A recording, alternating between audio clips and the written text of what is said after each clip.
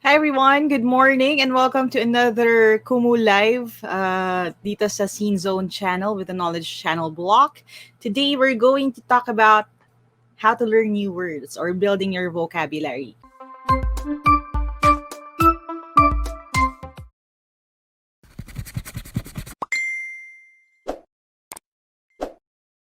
Again, we're going to talk about learning new words, vocabulary tips. Meron akong vocabulary tips sa YouTube, pero dahil ang YouTube videos usually just last for 10 to 20 minutes max, yun yung goal natin. Hindi ko masyadong madi-deep dive yun or hindi ko kayo ma-walk through dun sa ginagawa natin. Kaya ngayon, yun ang gagawin natin. Okay? Papakita ko sa inyo how I do it. Hopefully, may mapupulot kayong tips na magagawa ninyo sa sarili ninyong time at sa sarili ninyong readings. Whether it's for leisure, it's for self-help, gusto niyo lang matuto, or kung assigned reading yan sa inyong school or sa work, yan. Sana makatulong sa inyo. Okay? So, first, we're going to talk about this, no? Again, how can I expand my vocabulary? Paano nakakatulong pag malawak yung vocabulary natin? It helps you when it comes to test taking, which is, again, very important skill yan. Kung akala natin, di ba, pagka-graduate natin, hindi tayo magte-test, isang malaking pagkakamali po yan dahil hanggang ngayon mag-e-exam kayo. Di ba? Kaway-kaway sa mga nasa abroad dyan, right? May mga promotional exams, training exams, accreditation exams, certifications, stuff like that. So you really need to learn new words. Okay? Very important po yan na skill. Now, how do I do it? Now, the first thing, of course, that you have to understand is that you have to dare to read. Okay? Ulitin ko yun ha, dare to read. Medyo anagram yan. Pag balibalik rin natin, same letters yan. O bakit yun nagmamatter? Kasi pag hindi tayo nagbabasa, hindi tayo ma-expose dun sa words na yon. Okay.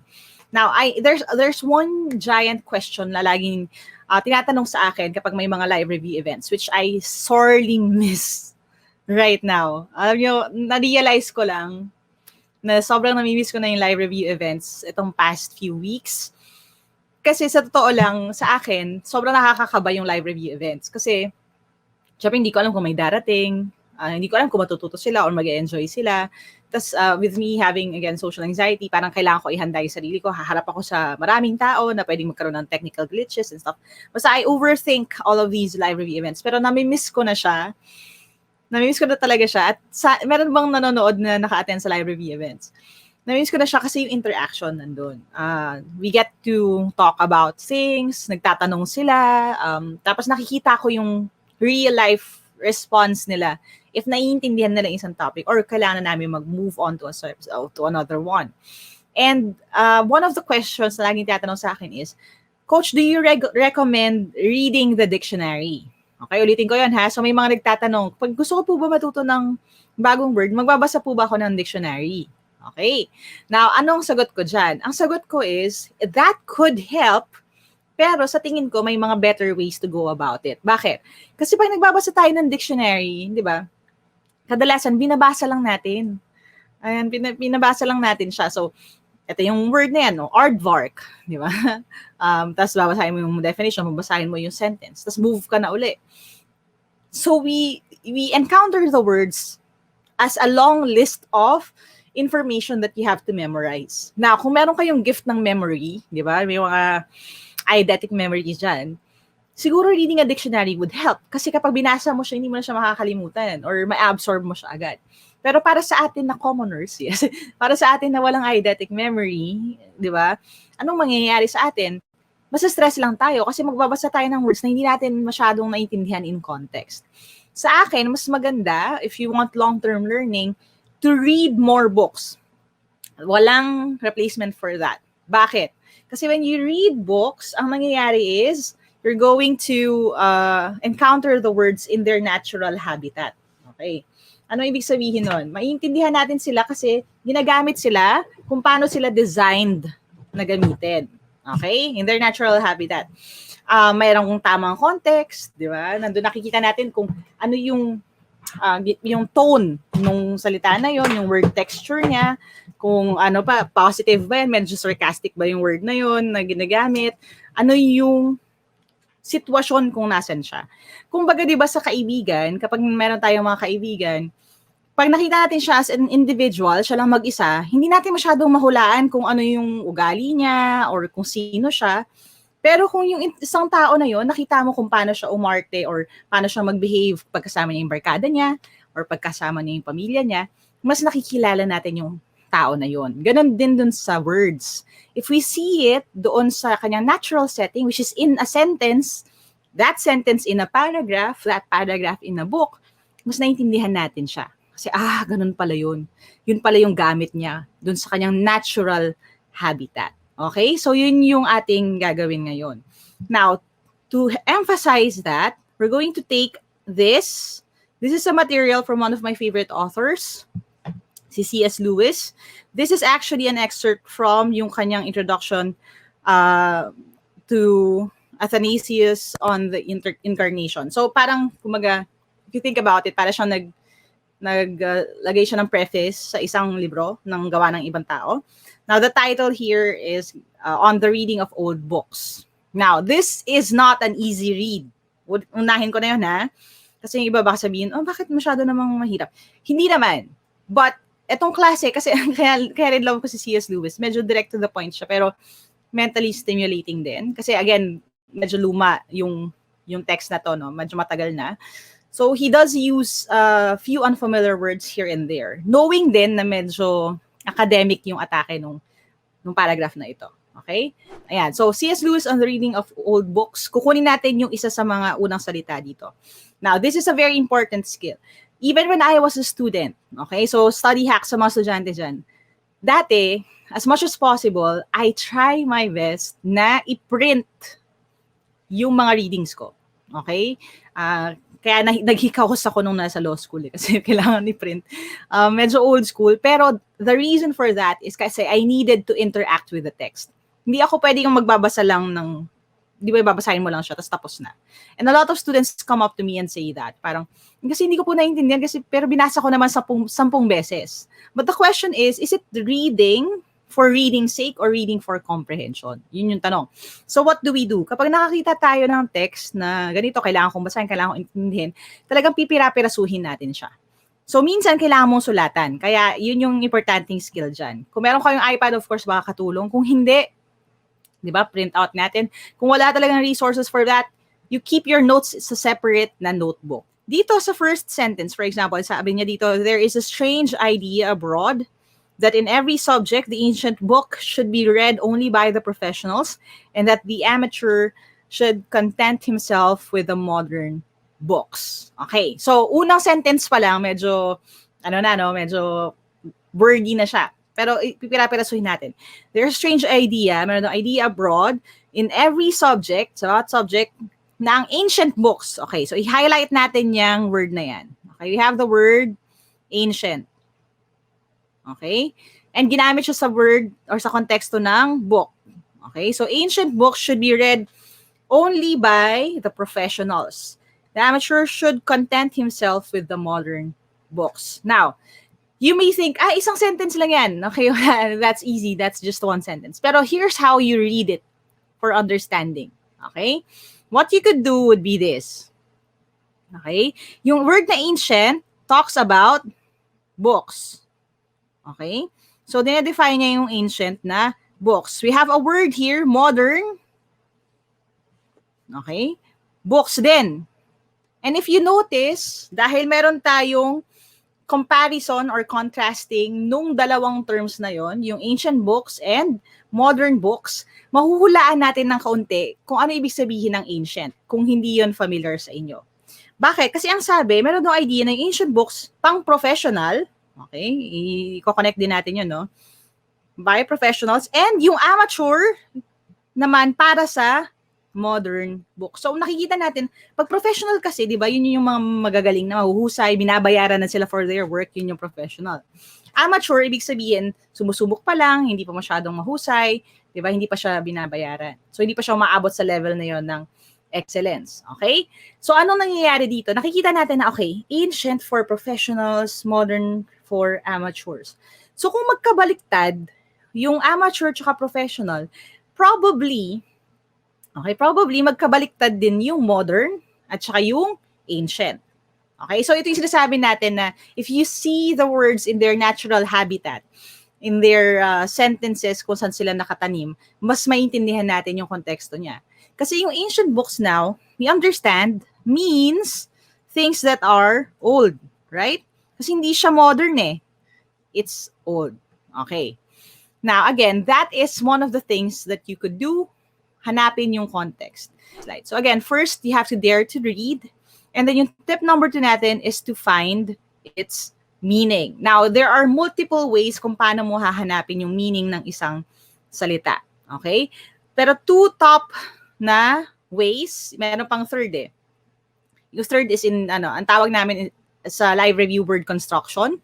Basically, bini-breakdown namin yung words. Hindi ko kayo walk through doon ngayon, pero itong dalawang to, it's actually fairly enough.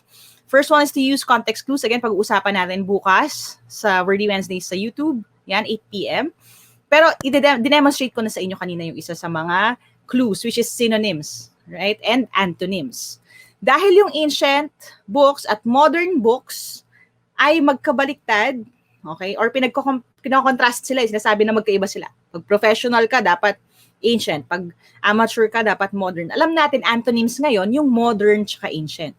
And dahil yung modern, medyo alam naman natin, familiar tayo sa word na yon, mahuhulaan na natin yung ibig sabihin ng word na ancient. Yun yung ibig sabihin ng paggamit ng context clues. Now, when it comes to using a dictionary, you can also do that. Actually, these days, madali na. Okay? So you can just open a tab kung nasan man kayo.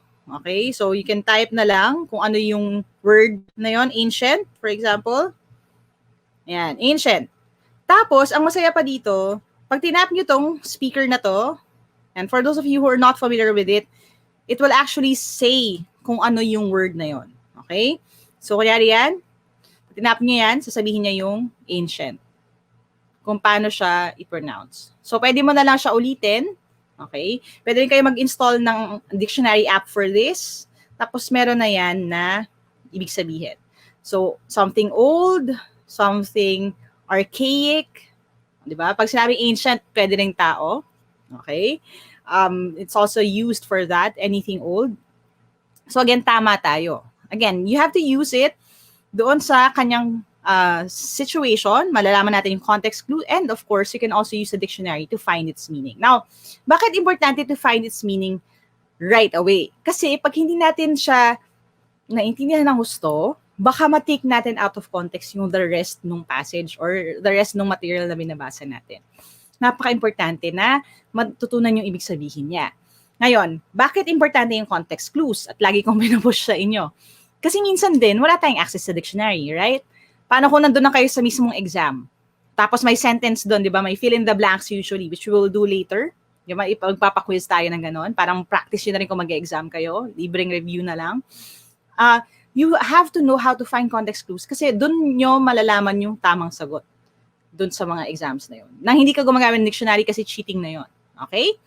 Now, third tip is to use it or lose it. Anong ibig sabihin nun? Kapag meron tayong nakitang bagong word, for example, yung ating word na ancient, I want you to push yourself to use it right away. Kasi pag hindi mo ginamit yung salita, mawawala siya. Okay? Makakalimutan mo siya. And that's just how it is. Meron tayong, kumaga, paglimot. Okay? Meron kasing, yan eh, and it's another entire arm when it comes to educational psychology. Meron tayong rate in which we forget things.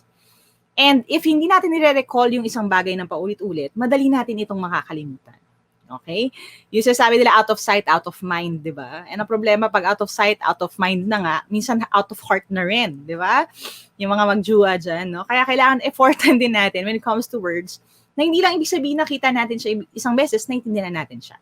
Maraming mga nagko-comment sa akin din na nagsasabi na, bakit po ganun? Madali kapag pinapanood ko, kaya pag ako na nakalimutan ko na. O kaya, nag-aaral po ako ng words pero hindi ko siya madaling natatandaan. Ang question ko dyan lagi is how many times do you try to use it in a day? Okay, within the day na natutunan mo yung word na yon. So for example, someone from Team Lyqa, kasi di ba meron tayong Team Lyqa review group. Yan, masipag sila Lawrence or sila Ate Ann na mag-post ng word of the day. Di ba? May word doon na nakita ninyo, nandun yung definition, ganyan, word of the day. binasa natin, no? Pero kung hindi ko siya gagamitin, makakalimutan ko siya, malilimutan ko siya. So, anong kailangan natin gawin? Ang kailangan natin gawin is to make sure na naiintindihan natin yung salita by using it right away. So, dito sa ating exercise, okay, you have the word ancient. Ang gagawin natin is to try to use it in a sentence. And I would need your help, okay? So, abangan natin sa comment section kung ito ay something na you will be open to. Okay? Again ang word natin is ancient and I want to encourage you to use it in a sentence. The word is ancient, ancient. Okay? Paano nyo siya gagamitin in a sentence? Sige, tingnan natin yung mga entries sa comment section. So again, alam na natin, ang ancient can be used to describe something kasi ancient books, right? In the original sentence where we found it, yung kanyang context. Or we can call someone ancient, basically. He is ancient, ibig sabihin, tanda na talaga. But I don't encourage you to do that. Gamitin muna natin siya as, say, an adjective for now. Okay? Sige nga, natin sa comment section. O bawal mahiya, and again, bawal mambuli. So kung meron kayong mga teammates na nagta-type ng sentence sila, wag niyo silang awayin. Okay? So yan, maganda. So si Riedel says, that jar looks ancient. Okay? Sige, isusulat lang natin. So, that jar looks ancient. Okay? So, or that jar looks old. Okay? That could work.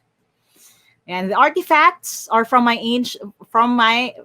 ancient Greeks. Yan. Meron lang siguro may mistype. So, Rain, very good. Okay, sulat din natin yon. Yan. The artifacts. Yan. Yung mga nagtatanong, ano ibig sabihin ng artifacts? That's also a good word to look up, ha. So, kung mahilig kayo sa mga movies, sa mga adventure books, yan, alam niyo yung artifacts. Pero kung hindi niyo alam, i-google niyo rin. Maganda yung word na ginamit ni Rain for our context. So, the artifacts are from the, tapos nilagay niya yung word natin, which is ancient Greeks. Very good. Okay? Now, some of you may ask, bakit ancient Greeks? Bakit hindi na lang Greeks? Kasi again, we understand na merong modern Greeks. Di ba? May bansa pa rin na Greece ngayon. Meron pa rin Greeks na nakatira sa Greece. Pero yung artifacts na yon galing dun sa makalumang Greece. Yung mga panahon pa ng Parthenon, ganong level. Okay? Ayan, tignan pa natin yung ibang mga examples ninyo. So, Timothy, yan, here, gusto niya daw mag-visit ng ancient pagodas. And that's also a good use for that. Pero ang suggestion ko lang would be, yung pagodas mo, it doesn't need to be capital. Okay? Kasi yung pag nagyan natin yung capital, ibig sabihin nagiging proper noun siya. So, kung hindi naman specific pagoda yan, di ba? As in Tokyo Pagoda or something. I don't know if meron gano'n na. Invento ko lang yon. You can use a small P lang. So, I want to visit the ancient pagodas. Okay? So, again, think about it that way. Yan, say Marilyn, our house in the province is ancient. Okay? Just remember to put your period there after. But good suggestion. Rome has a lot of ancient buildings. Okay? Now, sa akin, a suggestion lang. And again, these are nitpicky details na lang. Yung buildings could work, pero siguro a better word for that would be structure. Kasi hindi na rin buo yung ibang buildings na yan. Diba? Ano na lang, parang pillar, ganun. Okay, so again, great suggestion.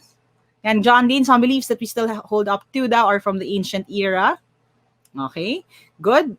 Yan, si Patricia, this ancient house brings up a historical vibe. Lagyan natin ng yung historical, before historical, that should work. Yan.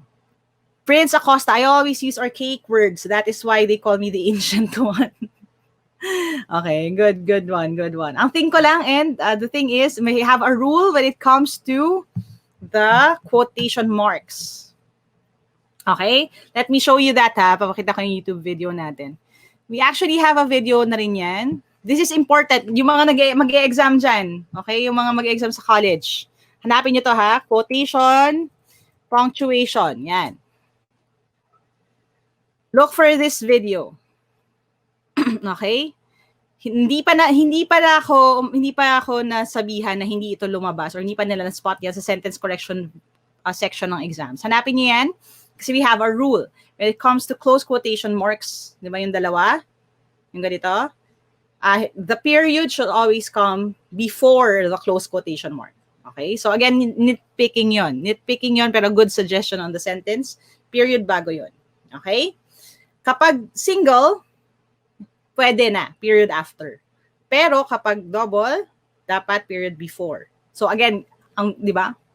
Complicated ang English. Pero that's why we never stop learning. Yan. Kahit ako, nag-aaral din ako. Yan. I still check to see kung tama. Yan. The ancient world was a cruel place. I actually would agree with that, right? Kasi before, di ba, they would feed people to lions, ganun, sa coliseums or stuff like that. So, again, that, I agree. But, ngayon, iba lang yung type of evil. But the world is still a cruel place. Mapapainom muna ako doon sa statement na yan. Ayan. So, everyone there watching on Kumu, yung mga may entry ba tayo? Will I use today view the CD as an ancient? Ano daw? Ancient, what's your second word? Ayan, na-censor kasi ng Kumu eh. Yeah, but yeah, di ba? Yung mga Gen Z kids, baka hindi nyo na alam kung ano yung CD, hindi nyo na alam kung ano yung tape or cassette tape. Ayan, medyo ancient na yun for you. In that case, it's more of an exaggeration. Di ba? Exaggeration on konti yun. Yun. So again, that is how we learn new words. And it's exciting, sa totoo lang, when you use new words and you throw it in the conversation. So sa aming magkakapatid, mahilig din kami talaga to, alam nyo ba yung word na ganito? Or, wow, ito yung word na natutunan kong bago. Okay, subukan kong gamitin. Okay? So I encourage you to do that. Okay? Find your tribe. Diba? Find the people who would learn with you. Okay? Now, we have a bit of an exercise. So I want you to participate dito. Ayan. These are still parts of the passage that we were reading kanina, which babalikan natin. But here's the next sentence doon sa passage na yun. Sabi, he would rather read some dreary modern book 10 times as long, all about isms and influences, and only once in 12 pages, telling him what Plato actually said. So, ito yung next sentence doon sa pinag-uusapan nating passage. The question is, what is dreary? Now, again, if you're taking an exam, college entrance exam, civil service exam, this is the type of question that you can expect. Ano ibig sabihin ng dreary? What is something that you can substitute dun sa sentence na yan? So, type nyo lang anong sagot ninyo, old, exciting, or interesting, A, B, or C. Let me know in the comments. Yan, tingnan natin. Hintayin ko kayong sumagot. Use context clues. Use the dictionary. Ang challenge natin ngayon is to understand it. Kung kaya nyo, wag muna i-check sa dictionary, wag nyo muna i-check. Hulaan lang muna natin. Okay? Yan, tingnan natin. So, iba-iba tayo ng sagot. Merong Timothy says, an interesting. Yan. Si Angelica says, exciting. That's okay ha. No pressure. Kasi yung iba pag nakita na, ay naku, puro C sila, C na lang din ako. Wag ganon. Doon tayo dun sa, ano yung tingin ninyo na sagot ninyo. Kasi no judgment dito kung tama kayo o mali. Hindi ito graded. Okay? So you can participate. Cherry from Kumu says C. Lai Valenciano says C. Ayan. Kimi, sabi niya, uninteresting din. Biang says A. Okay, so again, ano ang ibig sabihin ng ating red word dyan? So dreary, he would rather read some dreary modern book 10 times as long, all about isms and influences, and only once in 12 pages telling him what Plato actually said. Okay, very good. Yan, sige, most of you said C. Yan, nag-suggest pa si Rain, sabi niya gloomy daw. Okay, mamay madaya. Okay, ano ha, again, honesty basis tayo, bahala kayo. You can check a dictionary or not, kayong bahala. Pero ang importante, again, in the context ng nag-e-exam kayo, pag nag-e-exam tayo, wala tayong access sa dictionary. So, gagamitin na lang natin muna yung context clues. Okay, so ano ibig sabihin ng dreary? Look at the text. Let's look at the passage. Sabi, mas gusto niya daw yung dreary modern book. At ano yung description? This is actually one of the other ideas for context clues, yung description. Ang description, sabi dito, i-highlight natin, nung ating reading is that the modern book na dinedescribe ng jury is 10 times as long. Ang haba, 10 times as long. All about isms and influences. Ang dami niya sinabi, no? And only once in 12 pages telling him what Plato actually said. So ano ibig sabihin ng dreary? Yung dreary na modern book na mahaba, di ba? Ang daming sinabi daw, may mga isms, may influences, tapos isang beses lang sasabihin yung sinabi talaga ni Plato. Ano yung nararamdaman natin tungkol sa kanya? Okay. Una sa lahat, is it old? Pag dreary ba old? Okay. Paano natin ma-eliminate yan? Ma-eliminate natin yung old kasi ang sabi niya, dreary, modern. Di ba? Napag-usapan na natin kanina. Kapag modern, makabago, kabaliktaran ng ancient. So, hindi siya pwedeng A. Bakit siya hindi pwedeng A? Kasi nga, modern siya eh. Dreary na modern. Di ba? So, sasaliwa. Di ba? Corvette. So, hindi pwede. So, ma-eliminate natin yung old. Hindi pwedeng old. Kasi nga, modern yun nilin-describe eh. So, it can't be that. Now, exciting.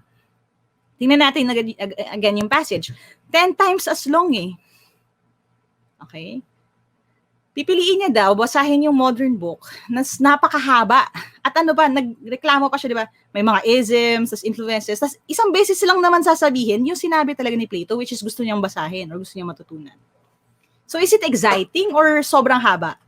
Di ba parang mas mahaba pa siya kaysa dun sa binigay. Kasi for one thing na sasabihin ni Plato, magbabasa ka ng 12 pages ng isms na 10 times as long. So, is it exciting? Not really. Di ba? So, now the best answer becomes letter C. Okay? So, ang dreary is uninteresting or may nagsulat kanina, gloomy. Yes. Parang negative yung feeling natin doon sa word na yon. This is another clue. Again, if you're taking a test, you have to feel the word. I know it's funny a little bit, but it's true. Negative ba siya or positive? Sa statement ba na to, nagko-complain ba yung author or nagse-celebrate siya ng something? Kasi kapag naramdaman mo yon, medyo mas mahulaan mo na yung word. Okay? At dahil nagko-complain siya na ang haba nung book, 10 times as long, ang daming isms and everything else, then this has to be a negative word. Parang, mas gusto niya pa rin yung basahin yung ganitong kalalang sitwasyon kaysa dun sa book that Plato actually wrote. Okay? Now, here's the next sentence. Subukan ulit natin. Again, use your context clues, use your nitpicking, di ba? Mag-deep dive tayo para mahulaan natin yung word. Kunyari, stimulate natin na nasa exam kayo. Okay? So, I'll give you a minute. Here's our next passage. The error is rather an amiable one, for it springs from humility. So again, ask yourself, positive ba to or negative?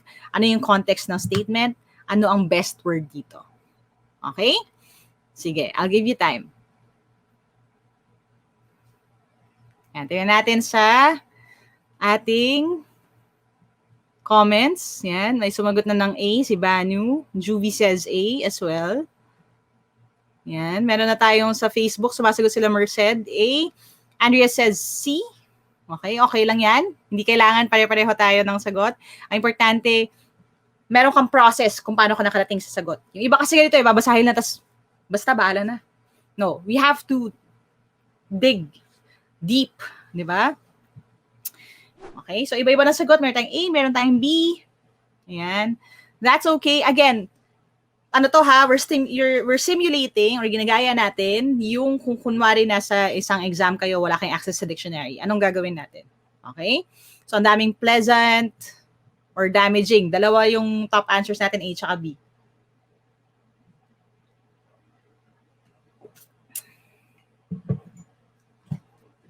Now, this type of sentence, if you notice, it's a short sentence. Pero I know a lot of you will be a little bit confused dito. Kaya kung nagkamali kayo, huwag niyo ako sisihin yung C.S. Lewis.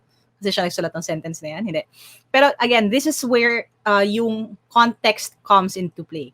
Intindihin nating maigi yung sentence. Kasi kung nagkamali kayo dito, naiintindihan ko kayo kung paano kayo nagkamali at kung bakit. Bakit? Kasi ano ang dinidescribe na word? We are describing an error. Okay? So, alam ko, yung iba sa inyo, ang sagot B, Kasi error yung pinag-uusapan eh. Kapag error, dapat bad word, di ba? Negative word.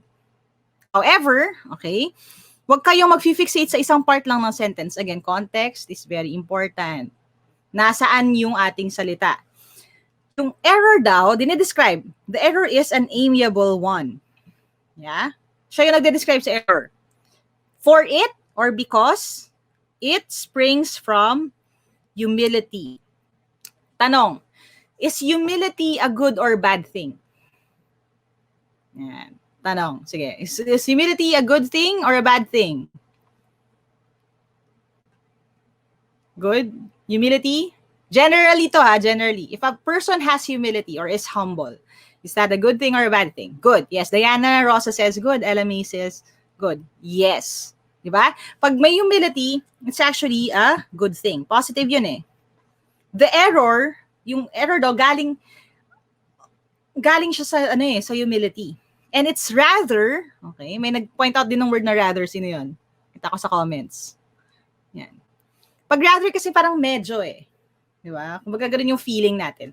So itong pagkakamali na to, medyo carry lang or medyo okay siya. It's an amiable one kasi galing naman siya sa humility. It comes from a good place. Di ba?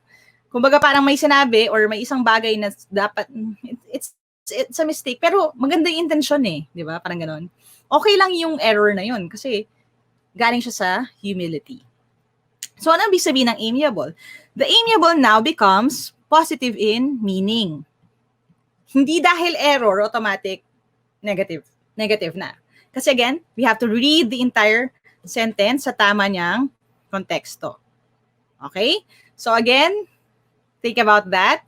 Dapat buo-buo. Hindi pwedeng papira-piraso lang nating binabasa. Okay? Kailangan buo natin siyang binabasa. Ayan. Oh, wait lang ha, na-disconnect yung aking display. So again, when we talk about that, yung amiable now changes yung ibig sabihin. Hindi na siya automatic na negative. I-analyze talaga natin. Yan. Si Juan Kawe, or tama ba ako? I like it how it's being analyzed. Thank you. And yes, that is kind of what we have to do when we read, and we read for understanding. Hindi tayo kumukuha lang ng word. Kasi yung iba ganun eh, pag nagbabasa tayo, di ba, parang ito yung familiar na word sa akin, kunin lang natin, hindi natin binabasa. Some of the most powerful words when it comes to understanding sentences and looking for yung synonyms pagdating sa exams are the words not, yung words na kagaya ng not, but, B-U-T, so, kasi pag nag-so ka tsaka but ka, nag-iiba ng ibig sabihin. And meron din tayong video niyan ha, ipa-plug ko na rin. You can go to you can go to YouTube, hanapin nyo lang, Fanboys Lyqa. Okay? Medyo weird yung search term, pero kaya niyan. Fanboys Lyqa, mahahanap nyo itong coordinating conjunctions. Watch this, and you will understand why kailangan bantayan nyo yung mga but, so, and, for, sa mga sentences, kasi it changes the meaning. Okay? So, yan. Game. Now, dito tayo, balikan natin yung ating text. So, yung amiable, again, positive na siya in nature, hindi na pwedeng damaging. Okay? Yung error, it's rather blank one, good one, positive one, kasi it springs, kasi galing naman siya sa humility. Okay? Now, colorful, medyo, positive naman yung colorful, pero parang wala masyadong enough na ebidensya na it's about color or it's about personality. Kasi yun yung feeling ng word na colorful. Kapag colorful, ibig sabihin personality, aspects sa nature niya. So, kung ako mag-exam, pupunta tayo sa pleasant. Okay? The error is rather a pleasant one. Hindi naman sabing good eh. Pleasant lang. Parang chill. Okay lang. Parang acceptable. Pleasant one for it springs from humility. Okay? So again, think about that. Hihimayin natin yung buong sentence. Yan. Sabi ni Christine, we need to read the entire sentence to see the context, Miss Lyqa. Yes, that is correct. Kaya, napakahalaga niyan. Now, I've had students na before sila kasi I usually do this a live review, by the way. So I'm just giving it out for free for you guys because I love you. But the idea is, meron mga students before, sabi nila, nag-exam ako coach ng civil service, for example. Nag-exam ako civil service. Confident ako kasi akala ko, sigurado akong tama ako sa sagot ko. Nung dinidiscuss ko daw to, doon niya na-realize na, parang kaya pala. Kasi confident siya sa sagot niya, pero hindi niya hinimay.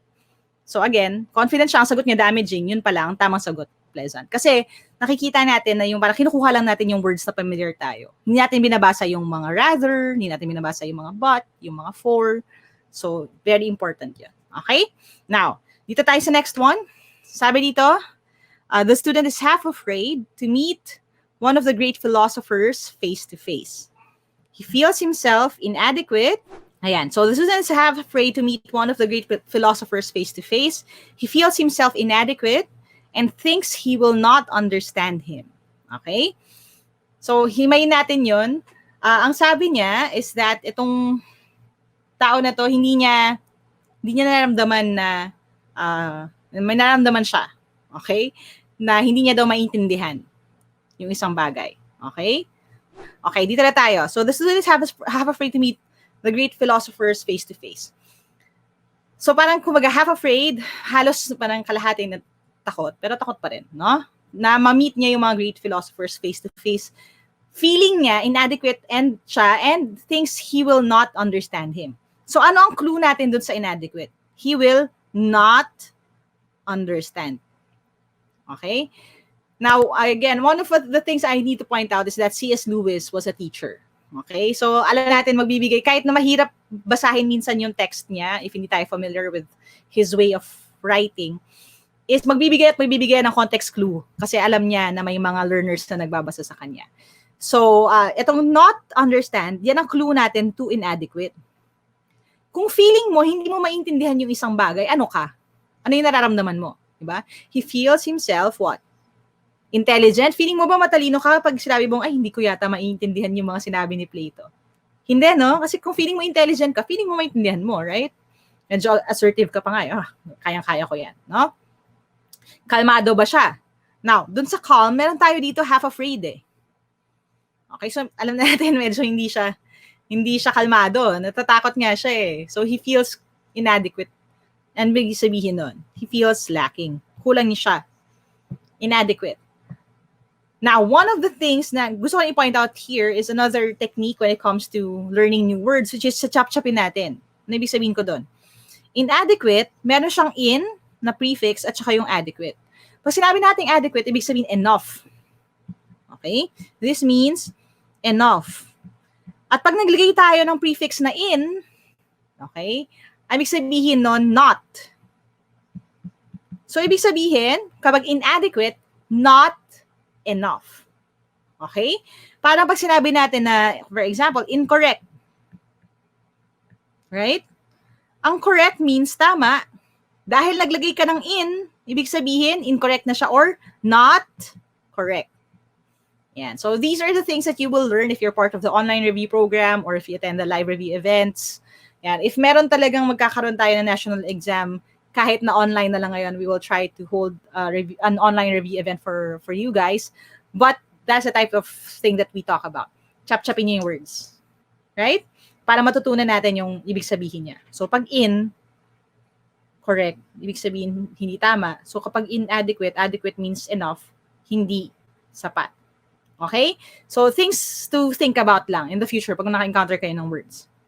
Next, we have this. Naku, may in din siya, no? Pero iba na. So, you have to understand, may hugot yung mga salita na yan or may mga ugat yan. Next, sabi dito, but if he only knew the great man, just because of his greatness, is much more intelligible than his modern commentator. The simplest student will be able to understand, if not all, yet a very great deal of what Plato said. But hardly anyone can understand some modern books on Platonism. Okay, medyo mahaba, no? Mahaba yung long yung ating passage. Pero nilagay ko lahat yan kasi para makuha natin yung ibig sabihin ng intelligible. Okay, sige, tingnan nga natin sa chat. Anong tingin ninyo? Anong tingin ninyo na sagot? Is it A, smart, B, difficult, or C, understandable? Ano ibig sabihin ng intelligible? Ayan. So, top answers natin ng A at C. Ayan. Tingnan natin, ha? Again, very important na context. So, kahit mahaba yan, basahin ninyo. Okay. So, we have, actually, lahat, merong sumagot ng lahat eh. Marami lang sa A at C. Ang tanong, ano ang mas maganda? Ayan. Sabi ni John Dane, stuck daw siya between letter A and C. So, B na ba? Hindi naman. So, A or C daw yung kanyang sagot. Ayan, tingnan natin ha. I-breakdown natin. Sabi, but if he only knew, kung alam lang daw nung nagbabasa, kasi di ba takot siya kay Plato? Parang ayaw niya basahin yung kay Plato kasi, ako, isa siya sa pinakamagagaling. Parang ganun yung kwento eh, nung ating passage. Isa siya pinakamagaling eh.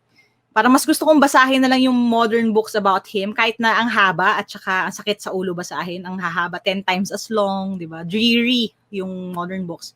Kasi baka hindi ko siya maintindihan. Pero ang sabi ni C.S. Lewis dito, but if he only knew the great man just because of his greatness, is much more intelligible than his modern commentator. So ano yon? Much more, kino-compare yung intelligible than yung modern commentator. So yung intelligible is something that meron si Plato, okay, na wala dun sa mga nagsusulat ng libro na gawa, na hango dun sa gawa niya. Tas next na sentence, this is a bit of a description. The simplest student will be able to understand. Did you see the word understand there? Right? Yung pinakasimple daw bata or estudyante, ayan, maiintindihan daw niya. If not all, kahit hindi lahat, a very great deal of what Plato said. Ibig sabihin, marami dun sa mga sinabi ni Plato ang maiintindihan niya. Okay? Kung alam lang niya, parang ganun yung sinasabi dito, kung alam lang ng estudyante, na kung e-effortan niya, ibig sabihin, kung babasahin niya yung sinabi mismo ni Plato, dahil si Plato ay great man, because he is a great man, mas maiintindihan niya pa yung mga sinabi ni Plato than yung mga sinabi ng mga modern commentator. Okay? So, anong ibig sabihin natin dito? We are talking about, and I love this passage, this is also why I selected this for this exercise, because it says that Plato was a great man, a great philosopher. And for Plato, very important din na maintindihan siya nung kanyang mga learners. So, sa tanong na sinong mag-a-adjust, sinong nag-adjust sa panahon niya, it was Plato's greatness that made him understandable to his students. Goal niya, being a great man, na maintindihan siya.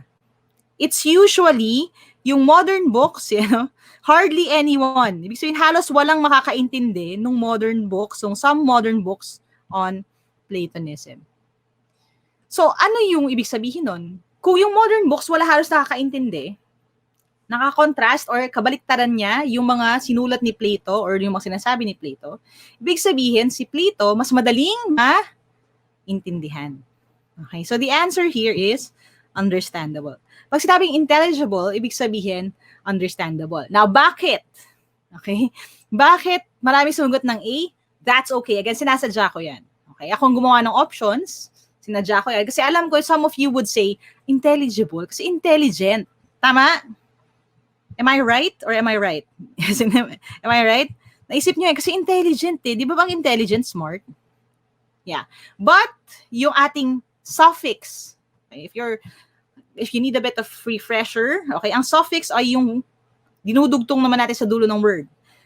Intelligent plus able. Okay? So, able, ability, kakayanan. So, intelligent, naintindihan, smart, able. Smartable. Diba? Parang gano'n. Ibig sabihin, pag sinabi natin intelligent, yung tao yon matalino. Pero pag sinabi intelligible, action na siya eh. Naging verb na siya eh. Parang intelligible, parang able to understand. Now we understand na it's something different. Nagiging parang adjective na siya. Mas madaling maintindihan. You're able to turn everyone into someone who's intelligent. So the best answer is understandable. Okay? Ang sinasabi dito is, natatakot man tayo basahin yung mga sinusulat ni Plato kasi si Plato yun, di ba? But actually, if we make an effort, dahil siya ay great at gusto niyang maintindihan din siya, pwede mong basahin yung text niya. Mas madali pa yun basahin minsan kaysa dun sa mga libro na sinulat about him. You know how sometimes we tend to complicate things that are simple. Di ba? Parang, kumbaga, gamitin natin as an example, no? And again, no offense, no? So, hindi naman to about pushing any religion or belief or anything like that. But even if you look at the Bible, di ba? The greatest commandment is what? To love God and love other people. That's all it is. Love God, love other people. But, di ba? Ano nangyayari? We pile on so many things. Di ba? Parang nagdadagdag, kino-complicate. We tend to complicate simple things. Na kung babalikan natin yung words ni Jesus, for example, or in this case, words ni Plato, it was actually quite simple. You love God and you love people as yourself. Right? That's all it is. So, ganun yon. Parang ganun yung ibig sabihin dito. Diba? Babalikan lang natin. Babalikan natin yung simple kasi these are great people who wanted to be understood. Okay? So, ganun. When we talk about text, we interact with it. Hindi pwede yung binabasa lang natin ng ganun lang. Kasi sayang yung opportunity. Yung ba kasi babasahin to, tapos parang pag hindi naintindihan yung word, okay na yan, move on na lang, no? Pero laliman natin, okay? Mag-research tayo, mag-effort tayo. I-ano natin, i-piece together natin yan. Aya Power says, this is why Plato is still very relevant kasi even us sa panahon na to could understand his works. Yes, that's true. Even a direct translation of Plato's works, as in direct translation lang, hindi kailangan i-explain kung hindi siya commentary, diba? In very plain terms, you would still be able to understand. So that is the idea here. Next, okay? I think this is our last word. It has always therefore been one of my main endeavors as a teacher to persuade the young that first-hand knowledge is not only more worth acquiring than second-hand knowledge, but is usually much easier and more delightful to acquire. Okay? Sige. Yan, tingnan natin. Anong sagot nyo dyan? Ano ibig sabihin ng endeavors? Is it feeling, attempts, or responsibilities? Yan. Now, this question specifically is more of a lie type question. Ano ibig sabihin ko doon? This is a little bit higher than usual. Kasi magkakahawig. If nakita niyo yung options natin, hindi na siya magkakalayo. Kanina magkakalayo yung options di ba? Smart or difficult, parang damaging or helpful. Parang ganun, medyo may contrast. Ngayon hindi. Pare-parehong positive if you think about it. Yung words na feeling, attempt, tsaka responsibility. Ang tanong, which is the best answer? Best ha? The word is best. Which is the best answer of the three? Ayan, iba-iba na sila ng sagot. Namimiss ko na talaga yung live review. Ganito kami sa live review Okay, so may sumagot ng B, attempts, may sumagot ng C, responsibilities. Medyo marami yata yung C. Sa Kumu, Ernest says B, Matt says C, Ephraim says C. Ayan. So, iba-iba. Ayan, diragdagan pa rin Ephraim, maraming C. Okay? But again, this is not a democracy. Hindi to paramihan hindi to voting, no, para magbabago kapag mas maraming votes. It's not like that. We're talking about choosing the best answer of the three. So, ano ang best answer? Ano ibig sabihin? Again, sa konteksto ng statement. Yung iba kasi pag endeavor, alam ko na yung word na yan, ito yung sagot. So, very important, konteksto ng sentence, is it a better answer to choose attempts or responsibilities? Most of you said naman B or C pero alin dyan? Okay?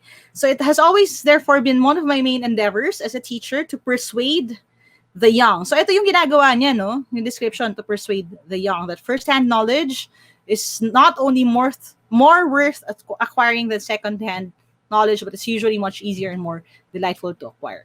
Ano ba siya? Di ba? Kasi teacher siya Isa ito sa kanyang main endeavors. Now, tanong, personal ba to sa kanya o trabaho ng teacher? Okay.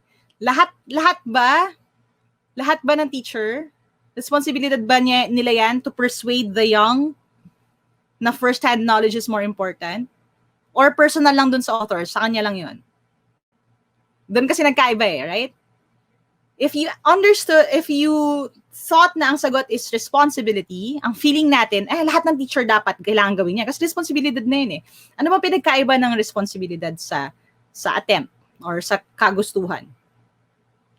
Diba? Ang responsibilidad, kung may title ka ng teacher, automatic. Tama? Gagawin mo to. Pero lahat ba ng teacher ganyan? Lahat ba ng teacher kailangan gawin yan? O yung author lang? Pananaw niya lang ba yan? Is it personal? Sa kanya? Okay? Now, if you look at the context of yung ating sentence, yan sabi ni Ruth Paula, yan, endeavor po kasi, hindi, yan, nasa na sino nagsabi nun? Personal daw? And Diana says, kaya sa kanya lang yan? Dwayne says, author lang yun. Yes. Yes. Siya lang, yung teacher na nagsasalita. Si C.S. Lewis lang. It is one of my, did you see this word? One of my, hindi sinabi, one of our main endeavors as teachers. No? Sabi niya, it's my personal, my main endeavors as a teacher to persuade the young.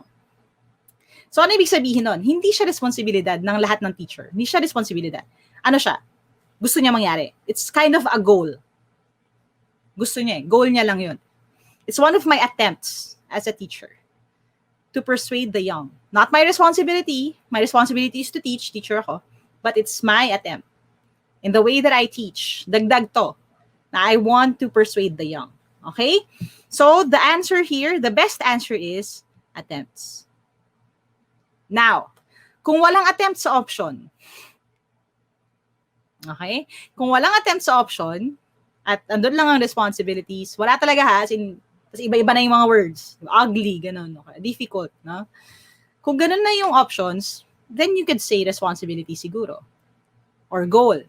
But for this set of options, ang tamang sagot ay attempts. Does that make sense? Yan. Nagets ba yun? Okay? Now, if you made a lot of mistakes sa session na ito, that's okay. Sinadya ko yan.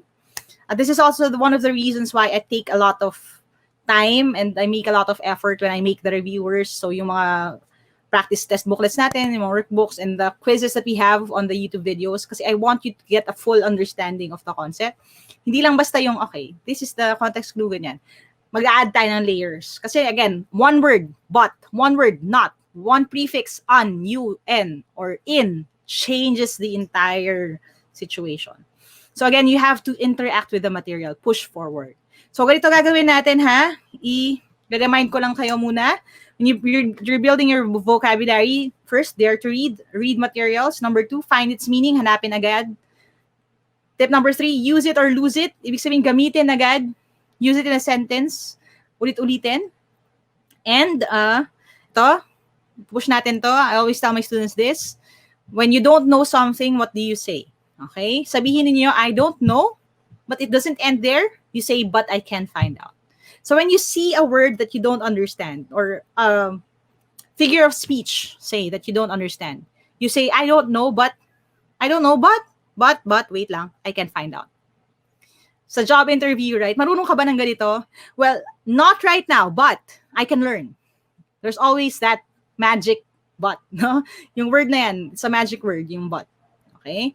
I don't know it yet. I don't know, but I can find out. Okay, so idagdag niyo yung but na yan. Alright, so thank you for watching till the end of this video. If you want to learn more, if you want to watch the other videos I'm going to be making, don't forget to hit subscribe and hit that bell icon. Turn your notifications for all the updates that we have. Again, marami pa tayong pwedeng pag-usapan soon. And thank you for joining the team. I know this community has been kind to me for the past 6 years now, and I'm so happy that I get to welcome you as part of this team as well. Thanks, guys, and I'll see you soon.